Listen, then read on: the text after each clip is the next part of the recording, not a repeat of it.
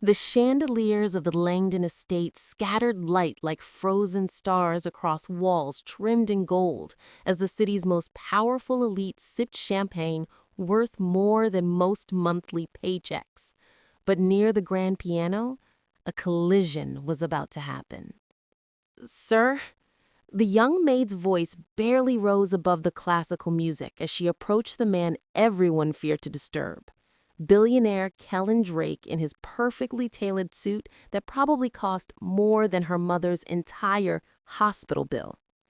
He didn't acknowledge her. His attention stayed fixed on his phone, the screen's glow revealing something that made her breath stop.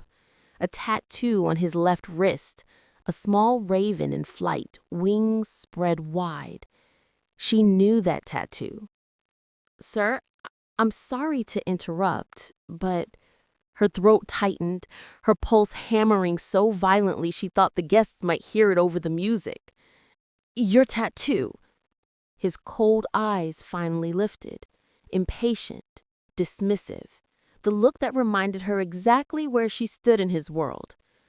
"My mother..." Her voice cracked. "My mother has the exact same one. Same raven, same position. She got it years ago but never told me why." The billionaire's entire body went rigid. His face turned to stone, jaw clenched like he'd been struck. The air between them felt suddenly thin, electric. "What did you just say?" His words came out barely above a whisper, but they sliced through the ballroom chatter like a blade. The maid's hands trembled behind her back. "The tattoo. My mom's name is Talia Owusu. She said it meant freedom after a heartbreak, but she never explained more. She said it was from a life she left behind." The champagne glass slipped from Kellan Drake's fingers. It shattered against the marble in an explosion of crystal and golden liquid that made every conversation stop, every head turn, the music stumbling into silence. "That's impossible," he breathed, all color draining from his face. Amma left. She disappeared. I searched for her for years." The maid's eyes filled with tears. "Sir, I'm 23 years old. I was born 9 months after she left wherever she was." The billionaire staggered backward like he'd been physically hit. If you want to know how a simple tattoo revealed a secret that would shatter a billionaire's carefully built life and uncover a past that a dying woman kept buried for over 2 decades, don't go anywhere. The billionaire staggered backward, his face drained of color like someone had ripped the ground from beneath him. 23, he repeated, his voice hollow. 23 years old. Talia nodded, her heart hammering against her ribs. She could feel every eye in the ballroom burning into her back. The shattered champagne glass glittered between them like broken stars. This was a mistake, a terrible, career-ending mistake. But Kellan Drake wasn't looking at her like she was staff anymore. He was looking at her like she was a ghost, or the answer to a question that had haunted him for decades.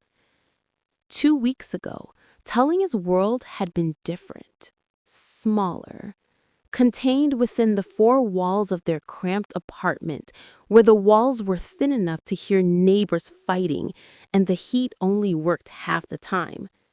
She'd come home from her shift at the coffee shop to find her mother collapsed on the kitchen floor, gasping for air like a fish torn from water. The ambulance, the hospital, the doctor's grim expression. Her lungs are failing. Without treatment, she has maybe 6 months. The bill had come next. Numbers so large they didn't feel real. Numbers that might as well have been written in a foreign language for all the sense they made to someone who counted coins to afford groceries. Talia had stared at her mother in that hospital bed, tubes snaking from her arms, oxygen mask fogging with each shallow breath. and known exactly what she had to do. The Langdon estate was hiring. The pay was triple what she made at the cafe. She'd swallowed her pride, put on the uniform, and learned the rules. Be silent. Be invisible. Don't speak unless spoken to. And never, ever ask questions about her mother's past, especially not about the raven tattoo on her mother's wrist, the one Amma touched sometimes when she thought Talia wasn't looking, her eyes distant and filled with something that looks like grief. Kellan Drake arrived at the gala like a storm front, silent but impossible to ignore. At 41, he commanded every room he entered. His empire spawned tech innovation, luxury hospitality chains, and renewable energy projects that made headlines. Forbes called him the man who couldn't lose. But tonight, standing in his own ballroom surrounded by people who would kill for 5 minutes of his attention, he looked utterly, devastatingly lost. Where is she? His voice cracked. Is she alive? Talia's throat tightened. She's in the hospital. She's very sick. Something shattered behind Kellan's eyes. Not anger, but something worse. Something that looked like the kind of pain that had been buried so deep it had calcified into stone. I need to see her right now. Her supervisor materialized beside them, panic written across her face. Sir, what happened? Talia, what did you... You're relieved, he snapped without looking at her. For the night. He pointed at Talia. She's coming with me. Sir, I can't just leave. I'll handle everything. His voice left no room for argument. Just tell me which hospital. The Rolls-Royce smelled like leather and expensive cologne. Talia sat rigid in the passenger seat, her maid's uniform suddenly feeling like a costume in the wrong play. Outside, the city blurred past in streaks of neon and shadow. Inside, Kellan Drake kept whispering her mother's name. Amma, Amma, Amma. Each repetition sounded like a prayer or a confession. Talia's hands twisted in her lap. Sir, how do you know my mother? He didn't answer immediately. His knuckles were white against the steering wheel, jaw clenched so tight she could see the muscle jumping beneath his skin. Finally, he spoke. If your mother is who I think she is, he swallowed hard, the words clearly costing him something. Then I need to tell you something, something your mother never wanted you to know. Cold dread pooled in Talia's stomach. What do you mean? Kellan's eyes stayed fixed on the road, but she saw his hands tremble. I'm not sure yet, but if I'm right. He finally turned to look at her, and what she saw in his eyes made her blood run cold. Regret, raw and bleeding. Then I didn't just know your mother. His voice dropped to barely audible. I might have ruined her life. The words hung in the air between them like poison. Talia couldn't breathe, couldn't think, could only stare at this billionaire who suddenly looked nothing like the untouchable titan from the ballroom and everything like a man who'd been running from his past for 24 years. Whatever secret her mother had buried, whatever truth had put that haunted look in Amma's eyes whenever Talia asked about the tattoo, it was about to claw its way into the light. And Talia knew, with bone-deep certainty, that nothing would ever be the same again. The hospital parking lot was nearly empty at this hour. Fluorescent lights buzzed overhead, casting sickly yellow pools across cracked asphalt. Talia's legs felt like water as she climbed out of the Rolls-Royce. Kellan stood beside the car, staring up at the building like it might collapse on him. Gone was the billionaire who commanded ballrooms. This man looked breakable. "Sir, maybe this isn't—" Talia started. "Which room?" His voice was flat, final. "Fourth floor, room 427. He was already walking. The elevator ride lasted an eternity. Kellan stood rigid in the corner, his reflection ghostly in the steel doors. Talia watched his hands open and close at his sides, a nervous gesture that felt wrong on someone so powerful. "My mother." Talia's voice was barely a whisper. "She's been through a lot. If seeing you upsets her—" "It will," Kellan said quietly. "But some things can't stay buried forever." The elevator dinged. Fourth floor. Talia's heart hammered as they walked down the sterile hallway, past rooms filled with sleeping patients and beeping machines, past exhausted nurses and the sharp smell of disinfectant that never quite covered the scent of sickness.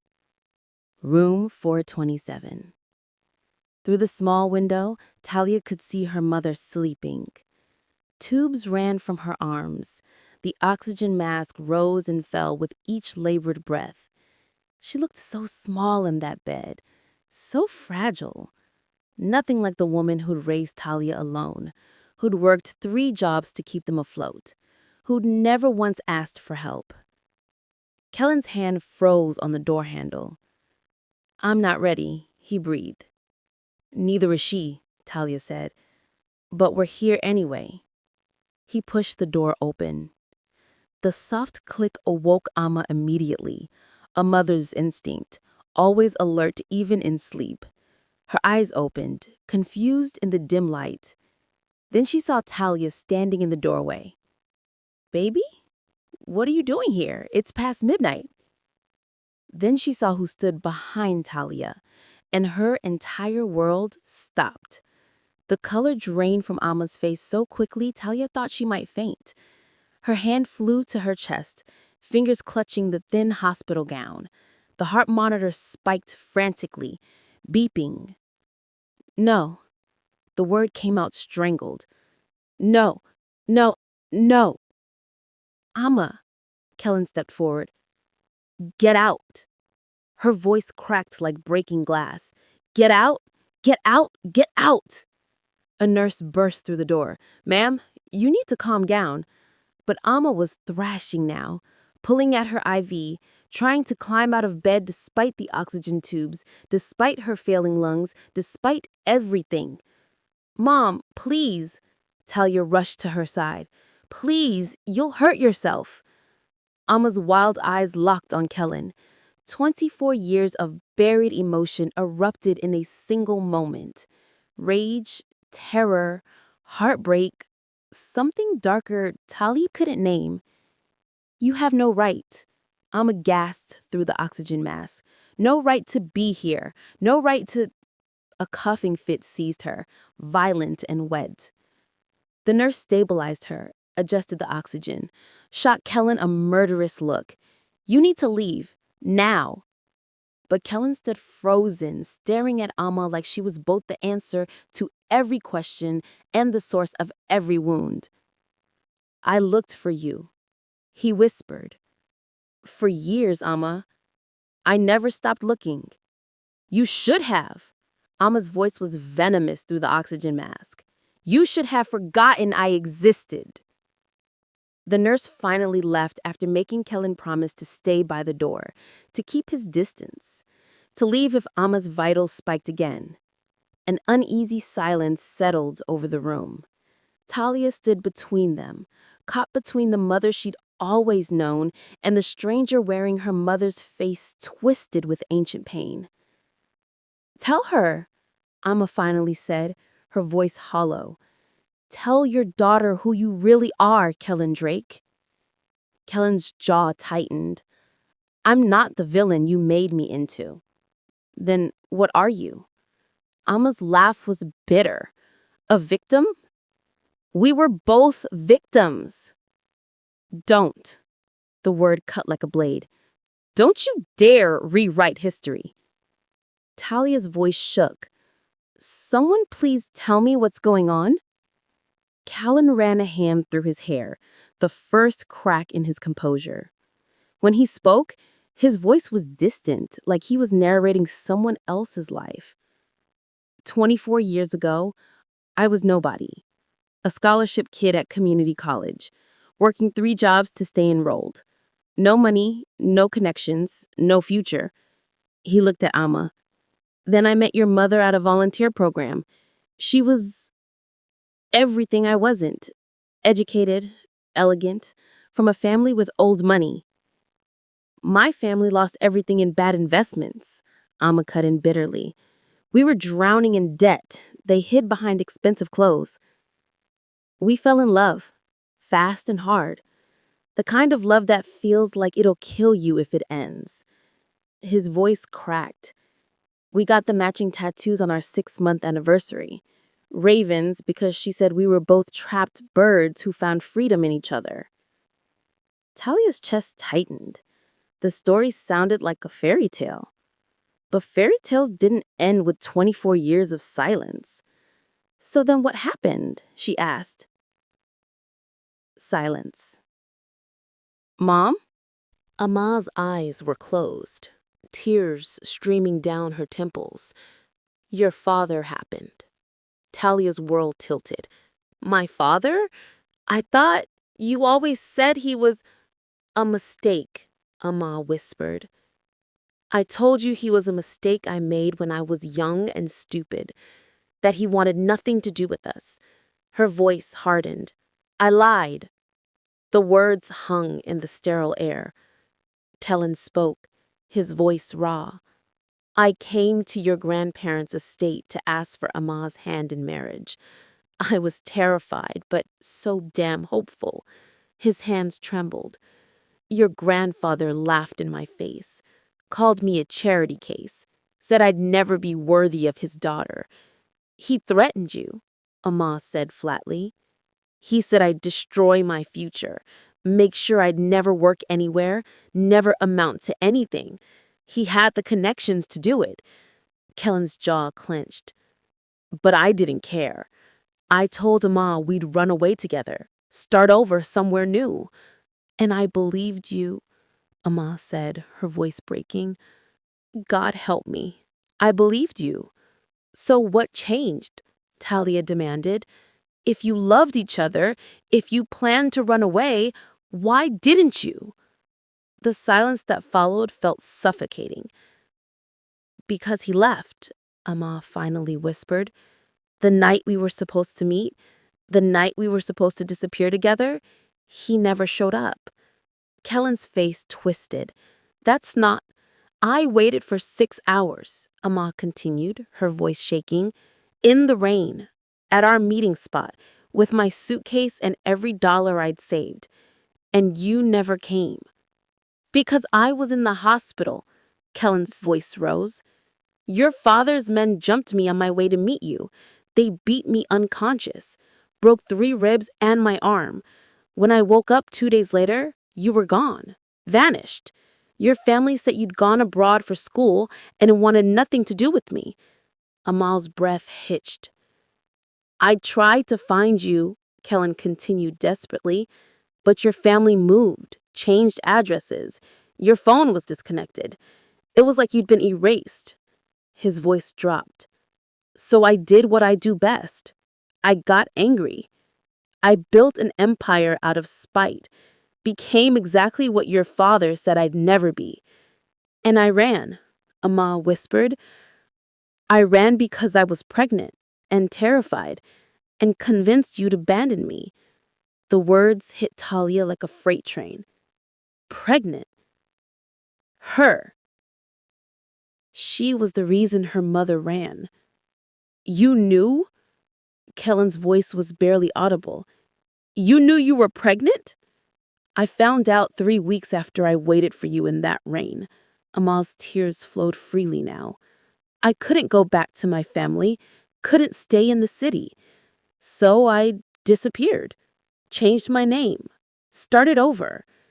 Kellan staggered backward like he'd been shot. 23 years. You kept my daughter from me for 23 years.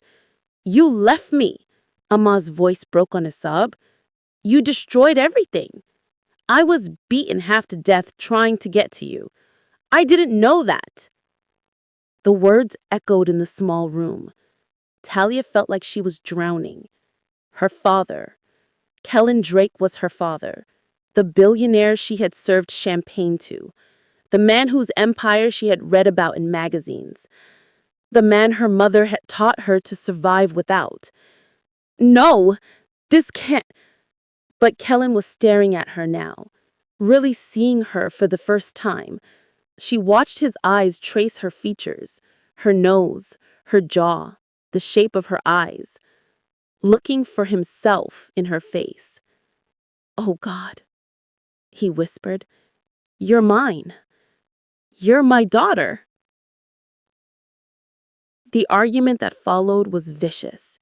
Kellan demanded to know everything. Every birthday he'd missed, every milestone, every moment of Talia's life he'd been robbed of. Amma refused, her pride and pain building walls faster than he could tear them down. I'll pay for everything, Kellan said finally, her voice hoarse. The hospital bills, the treatment, whatever she needs. No, Amma's voice was iron. Mom, Talia started. I said no. She glared at Kellan. I don't want your money. I don't want anything from you. She's dying, Kellan said bluntly, and you're letting pride kill her. It's not about pride. Then what is it about? His voice rose.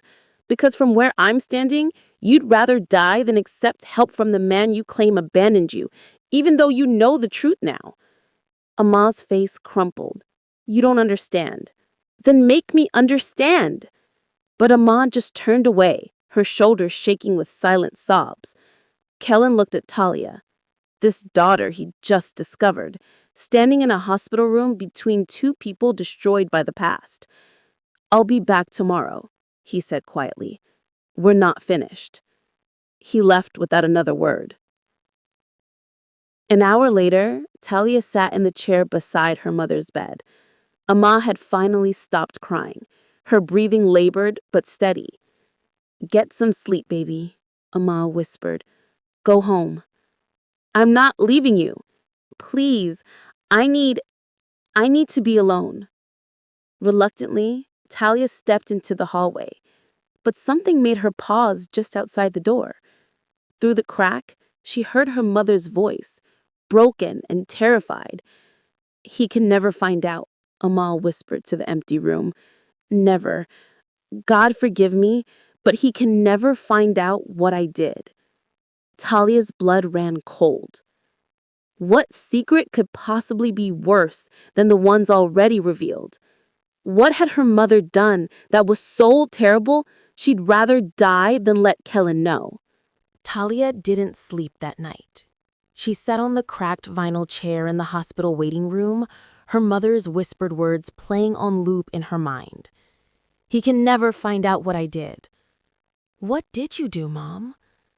Every time she closed her eyes, she saw Kellan's face when he looked at her, that moment of recognition, of loss, of desperate hope, like a man who'd spent decades searching for something he thought was gone forever. Could he really be her father? The man who owned skyscrapers, who made headlines, whose signature could change entire industries. And her? A maid who counted coins for bus fare. The mathematics didn't add up, except they did. 23 years ago, Amma had run. 23 years ago, she'd been pregnant and terrified. 23 years ago, Talia had been born. Kellan arrived at 8 in the morning, holding 2 coffee cups and looking like he hadn't slept either. His designer suit was rumpled, tie loosened, dark circles shadowed his eyes. He looked human, breakable.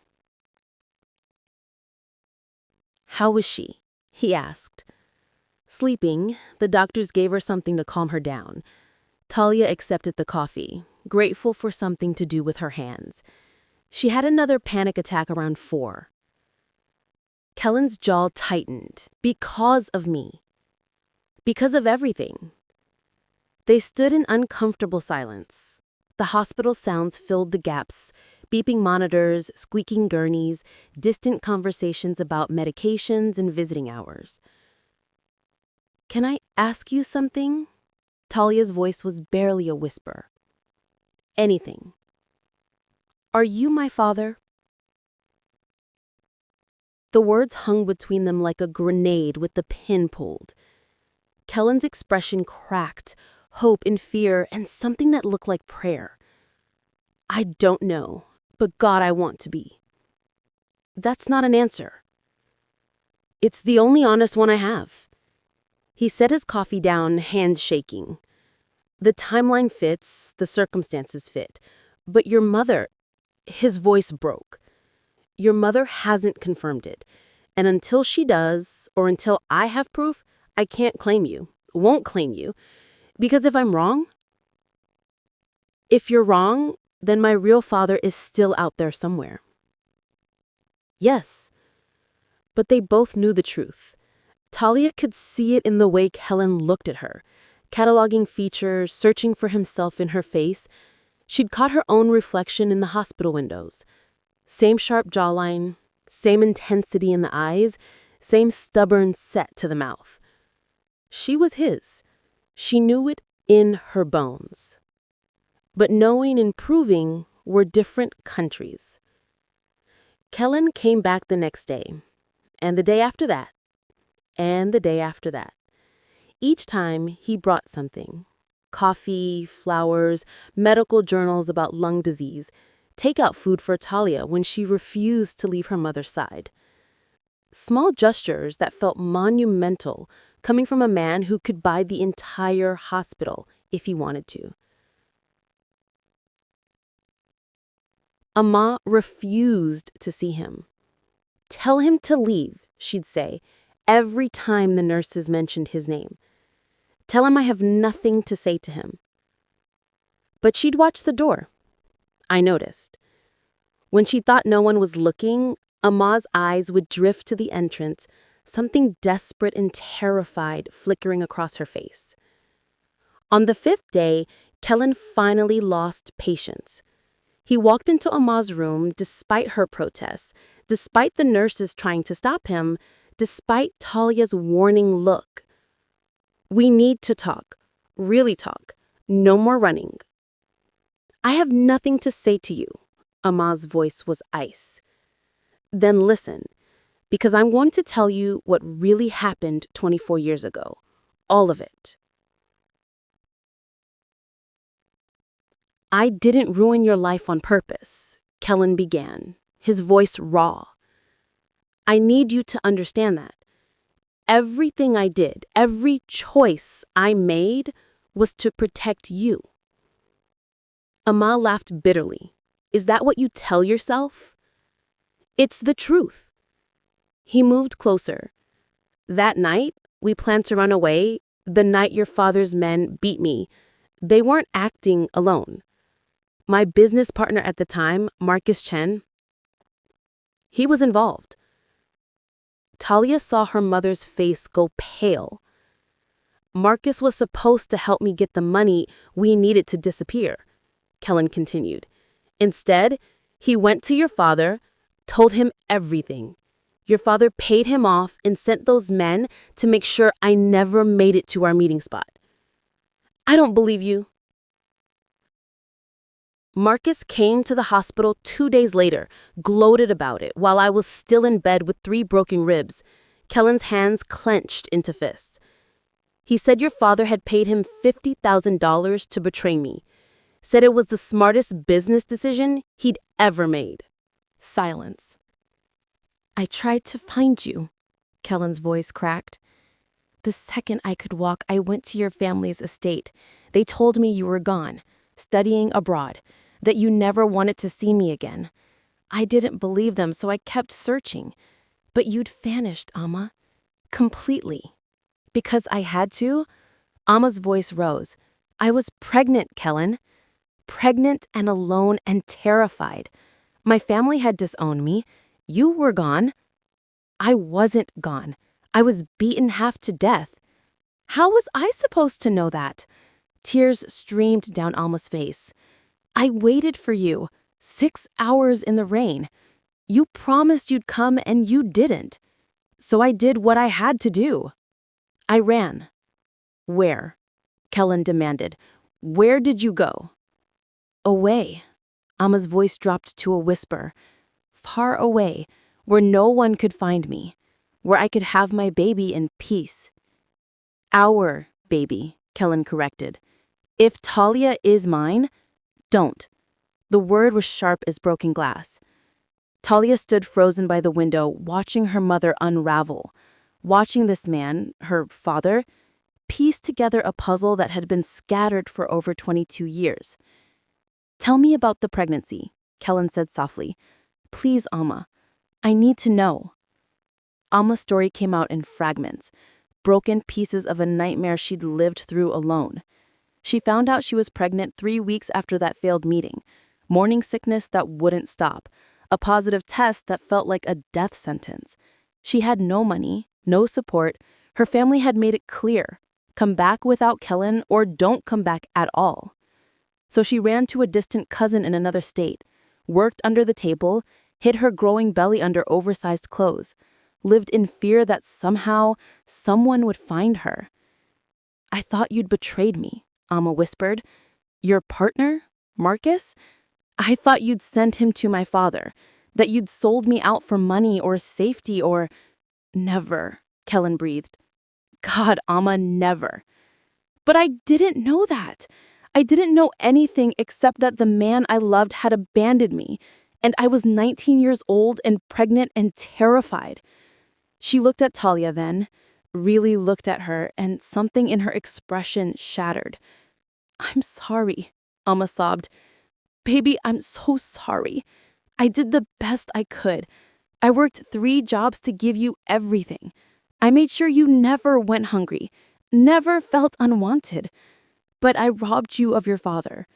I robbed you both of each other, and I don't know how to fix that. Talia couldn't move, couldn't speak. The weight of 23 years of lies and love and sacrifice pressed down on her chest until she couldn't breathe. She turned and walked out. Talia made it to the parking lot before she collapsed. Her knees hit concrete, hands scraping against asphalt as 23 years of her life rewrote themselves in her mind. Every birthday without a father, every school event where she was the only kid with just a mother, every time she'd asked about her dad and been met with silence.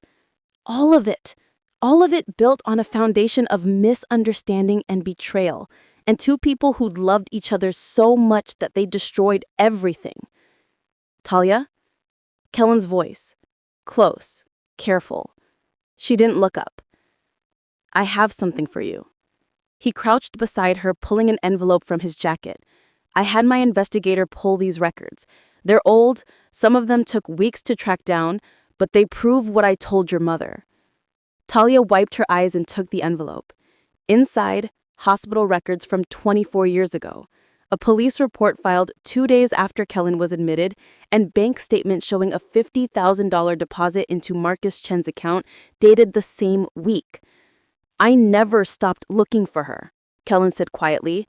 Even after I built my empire, even after everyone told me to move on, I hired investigators, I searched databases, I followed every lead that might bring me to her. Why? Talia's voice was hoarse. Because she was the only thing that ever mattered. He looked away. Money, power, success, it was all just noise, a way to fill the hole she left. But it never worked. Nothing worked. Talia stared at the documents in her hands. Proof, evidence, the truth, cold and clinical on paper. I need to ask you something, Kellan said. She looked at him. I need a DNA test. Not for me, for you. Because you deserve to know the truth, deserve to know who you are. And if I am your daughter? Kellan's expression hardened, not with anger, but with purpose. Then someone has a lot to answer for. Your grandfather, Marcus Chen, everyone who kept us apart for 23 years, everyone who let you grow up without a father. His voice dropped to something dangerous. And I promise you, Talia, if you're mine, I will move heaven and earth to make up for every single day I missed. The envelope arrived 3 days later. Talia held it in trembling hands, the hospital cafeteria buzzing around her like white noise. Kellan sat across from her, his coffee untouched, his entire body rigid with anticipation. "Do you want me to?" he started. "No." Talia tore it open. The words on the page blurred. She blinked, read them again, and felt the world tilt sideways. Probability of paternity, 0%. Kellan Drake is excluded as the biological father. The paper slipped from her fingers. "What?" Kellan snatched it up, his eyes scanning the results once, twice, 3 times. "That's impossible. The timeline, the circumstances." "It says 0%, Kellan. 0%. You're not my father." She should have felt relieved, should have felt something other than this crushing, inexplicable grief, because for 3 days she'd let herself imagine it, let herself believe that maybe, just maybe, she'd found the missing piece of herself. But the science didn't lie. Kellan wasn't her father, which meant everything they'd assumed, everything they'd built their theories on, was wrong. Amma was sitting up in bed when they arrived, her oxygen mask removed for the first time in days. The doctor said her lungs were improving, smaller Cs. But when she saw their faces, when she saw the DNA results in Kellan's hand, all the color drained from her cheeks. "You know," Kellan said quietly, closing the door, "you've always known." Amma's silence was confirmation enough. "How long?" His voice cracked. "How long were you going to let us believe?" "I didn't know how to tell you." Amma's hands twisted in the hospital sheets. "I didn't know how to explain." "Try." The word came out harsh, desperate. Amma closed her eyes. When she opened them again, they were filled with 24 years of buried pain. "I was pregnant," she whispered. 24 years ago. With your child, Kellan. I was 3 months along when I ran." Talia's breath caught. "I was terrified and sick and alone. I moved to a different state, lived with my cousin, worked under the table. Everything was fine for the first few months. Difficult, but fine." Her voice started to shake. "Then one day your business partner found me." Kellan went very still. "Marcus. He showed up at the restaurant where I was waitressing, sat in my section, smiled at me like we were old friends. He said he knew about the baby, said it would be such a shame if something happened to me, to us, before you could become successful." "You threatened you?" Kellan's voice was lethal. "He said accidents happen all the time to pregnant women, especially ones without family or protection." Tears streamed down Alma's face. "He told me if I ever contacted you, if I ever told you about the baby, he'd make sure neither of us survived." The room fell into horrible silence. "A week later, I started bleeding." Alma's voice broke completely. "I tried to stop it, went to the emergency room, but it was too late. I lost the baby at 5 months." Kellan made a sound like something inside him had shattered. "I'm sorry," Amma sobbed. "I'm so sorry. I should have told you, should have thought back, but I was 19 and terrified, and I truly believed that staying away from you was the only way to keep you safe." "Safe?" Kellan's voice was raw, Amma, I built an empire. I became one of the most powerful men in the country. And you think I needed protecting? You weren't powerful then. You were a broke college student with dreams and debts and no way to fight men like Marcus. I loved you too much to let them destroy you, so I disappeared, changed my name, started over. Talia finally found her voice. And me? Where do I fit into this? Amma looked at her daughter, this beautiful, strong young woman she'd raised alone. 5 years later, I met someone, a kind man. We dated for 8 months.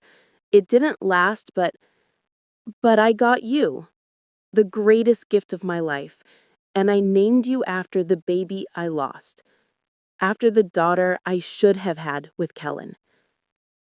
The truth settled over them like ash after a fire. Talia wasn't Kellan's biological daughter, but she existed because Amma survived, had rebuilt, had found a way to keep living despite the grief that should have destroyed her.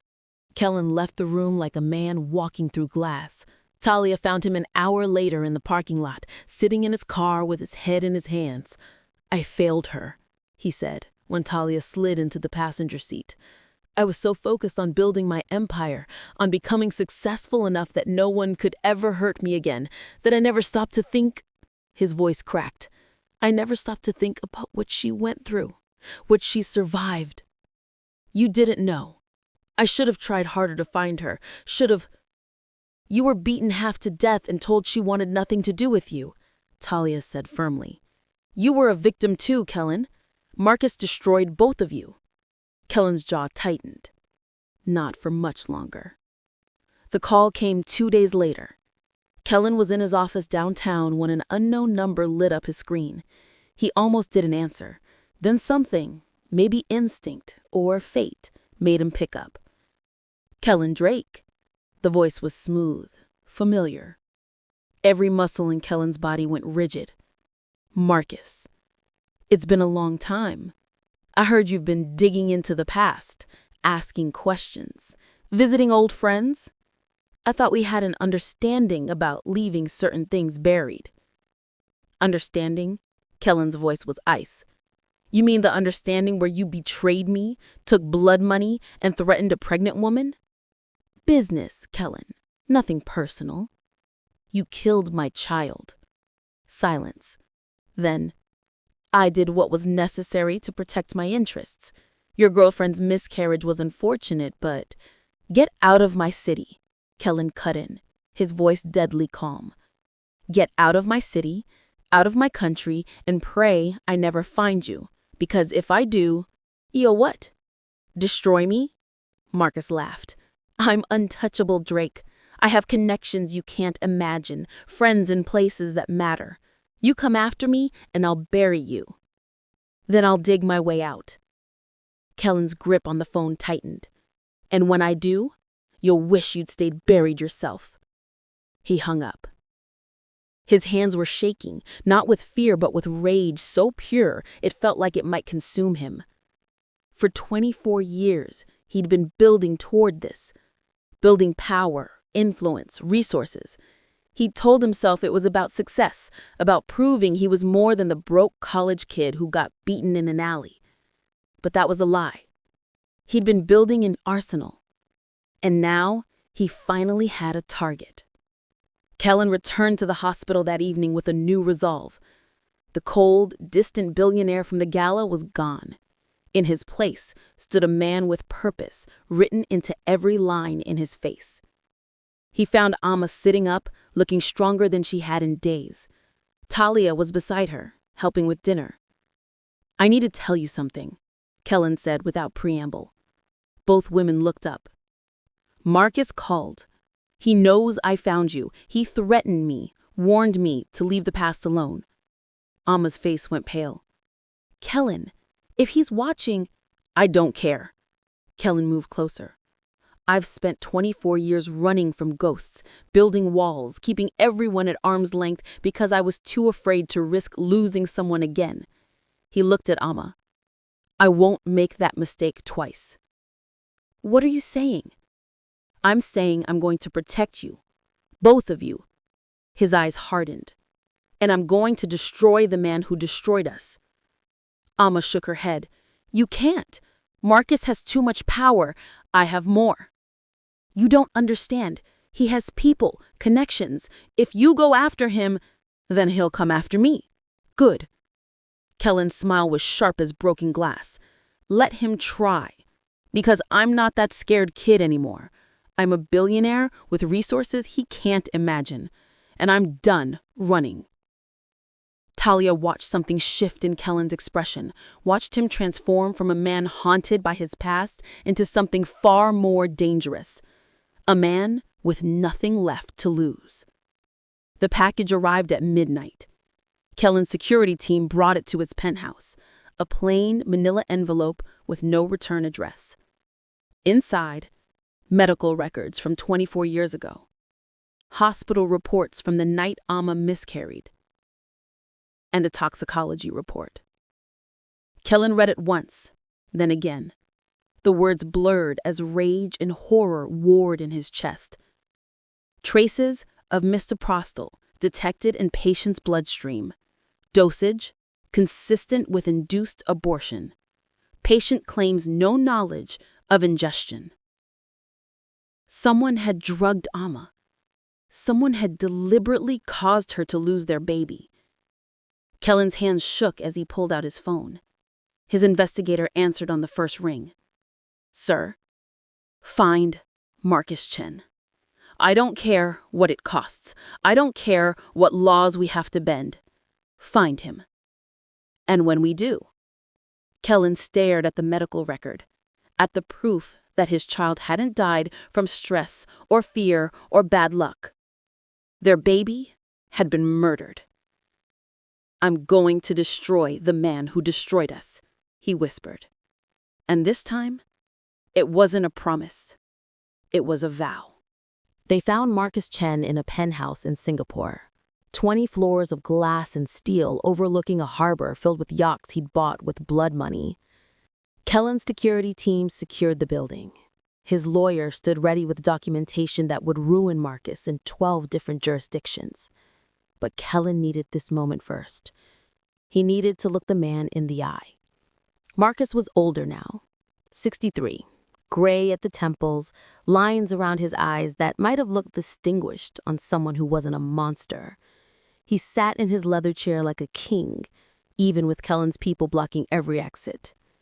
You always were dramatic, Drake. Breaking into my home, very theatrical. You drugged her. Kellan's voice was eerily calm. Amma, you slipped misoprostol into her food or drink and murdered my child. Something flickered in Marcus's expression. Not quite guilt, more like annoyance at being caught. I protected my investment, he said simply. You were brilliant, Kellan, destined for greatness. But that girl, she was going to ruin everything, keep you poor and distracted and stuck in mediocrity. So you killed our baby? I removed an obstacle. Marcus set down his glass. And look what you became. A billionaire, one of the most powerful men alive. You should be thanking me. Kellan moved so fast his security barely caught him. His hands closed around Marcus's throat, slamming him against the window hard enough to crack the glass. I should have had a family. I should have had a daughter, a life with the woman I loved, and you took that from me, from us, because you were afraid I'd be distracted? Marcus choked, clawing at Kellan's hands. You would have stayed poor. I would have been happy. The word echoed through the penthouse. Kellan's security pulled him back. Marcus collapsed, gasping, his composure finally shattered. You're right about one thing. I did become powerful. Powerful enough to destroy you in ways you can't imagine. He nodded to his lawyers. File everything. Every crime, every bribe, every body this man buried to build his empire. By morning, Marcus Chen will be a case study in how thoroughly one man can fall. Marcus's face went gray. You can't. I have people. You had people. Past tense. I bought them all. Every connection, every favor, every dirty little secret you thought would protect you. They're mine now. He turned to leave, then paused. That baby you killed? Her name was going to be Talia. Amma told me last night. So every day for the rest of your miserable life, you'll know you didn't just destroy a pregnancy. You murdered a little girl named Talia who never got to exist. Kellan walked out. Behind him, Marcus Chen began to weep. Amma started therapy 2 weeks later. Talia drove her to the appointments, a small clinic with soft lighting and comfortable chairs where a kind woman named Dr. Osei helped Amma unpack 24 years of trauma. I blamed myself, Alma said one evening, her hands wrapped around tea. For losing the baby, for not being strong enough, for running instead of fighting. You survived, Talia said quietly. That took more strength than anything. But I robbed you of so much. A father, financial stability, the life you deserved. Mom, Talia took her mother's hand. You gave me everything that mattered. Love, safety, a mother who would have died before letting anything hurt me. That's not robbery. That's sacrifice. Amma's eyes filled with tears. When did you get so wise? I learned from the best. They sat together as the sun set through the hospital window, no longer patient and visitor, but two women rebuilding the foundation of trust that trauma had cracked but never broken. Kellan showed up 3 days later with paperwork and an expression that was almost shy. He said, without preamble, all medical bills are paid, every cent, including followed treatments and medications for the next 5 years. Amma stared at him. Kellan, I can't accept. You can, you will. He set down another folder. This is a lease agreement for an apartment, 3 bedrooms, accessible location, air filtration system for your lungs. First year paid in full. After that, we'll discuss options. This is too much. It's not enough. It will never be enough. His voice cracked. But it's a start. He turned to Talia. And you, I've made some calls. There's a position at my foundation, entry level, but with real responsibilities. Salary is 4 times what you were making as a maid. Health insurance, educational stipend if you want to go back to school. Talia's mouth fell open. I can't. You can, Kellan said firmly. You spent 23 years taking care of your mother. Let someone take care of you for once. For the first time since the gala, Talia felt something unfurl in her chest. Not hope, exactly, but maybe the beginning of it. The friendship that grew between Amma and Kellan was fragile at first. Tentative conversations over coffee, carefully avoided topics, old wounds that still ached when pressed. But slowly, painfully, they began to heal. Kellan told stories about building his empire, the failures, the near bankruptcies, the nights he almost gave up. Amma talked about raising Talia alone, the fear, the pride, the moments of joy that made the struggle worthwhile. And Talia became their bridge, the living proof that something beautiful could grow from ashes. We should do something, Kellan said one evening. Something that honors what we lost, what we survived. Like what? Amma asked. A foundation for women facing crisis pregnancies, single mothers, people trapped by circumstance. His eyes held an intensity that made Talia's chest tighten. Alma's breath caught. Kellan. He should be remembered, he said softly, and maybe we can help other families stay together. Make sure no one else loses what we lost. Tears streamed on Alma's face, but she was smiling. Yes, she whispered. Let's do that. Let's make something beautiful from all this pain. 6 months later, Talia stood in a conference room wearing a suit that actually fit, presenting a proposal to the foundation's board. Her mother sat in the front row, oxygen-free and healthy. Kellan stood in the back, arms crossed, that almost smile on his face. She'd come so far from the maid who served champagne to people who didn't see her. Now she was seen, heard, valued. After the meeting, Kellan pulled her aside. You were brilliant in there. I learned from watching you. Terrify them with confidence and dazzle them with competence. He laughed, a real laugh, not the polite chuckle he gave to investors. Your mother would be proud. She is proud. She told me this morning.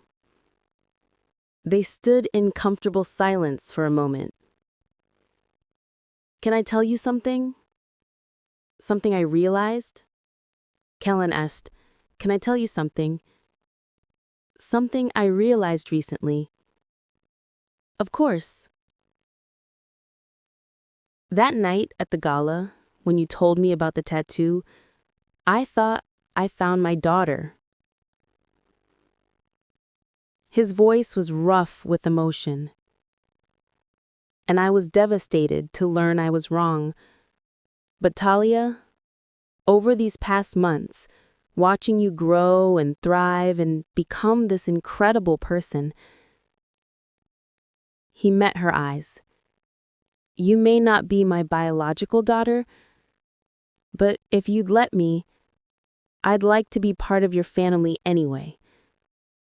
Not as a father, exactly, but as someone who cares about you, who wants to see you succeed, who will always have your back. Talia's throat tightened. Like a really overprotective uncle with too much money? Exactly like that. She hugged him then, fierce and tight, and Kellan hugged her back like she was precious, like she mattered. That evening, Alma sat in her new apartment, safe, clean, and filled with light, and looked at the photo on her mantle, a sonogram image from 24 years ago, the daughter who never was. I forgive you, she whispered. Not to the baby.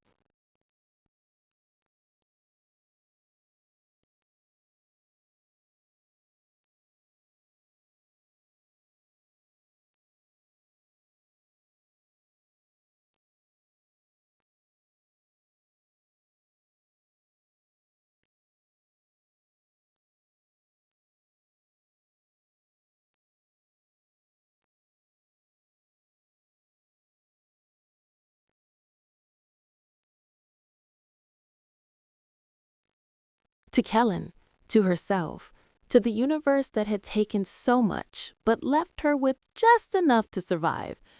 The doorbell rang. Kellan stood there with takeout and that shy expression he wore when he wanted to apologize for being too generous. He said, I thought we could have dinner, all three of us, if that's okay. Amma smiled, a real smile, the kind she hadn't worn in decades. It's more than okay. They ate together, talking and laughing, and for the first time in 24 years, Amma felt safe. Not because she had money now, not because her health was improving, but because the man who'd once meant everything to her had come back. And this time, he wasn't leaving. Later, as Talia cleared dishes, Kellan grew quiet. "There's something else," he said. "Something you deserve to know about your mother's past." Both women looked at him. "What truth?" Talia demanded. Kellan pulled out an envelope, set it on the table. "Your grandfather, he's still alive, and he's been watching you both for years." The words hung in the air like smoke. And Talia knew their story wasn't over. It was just beginning.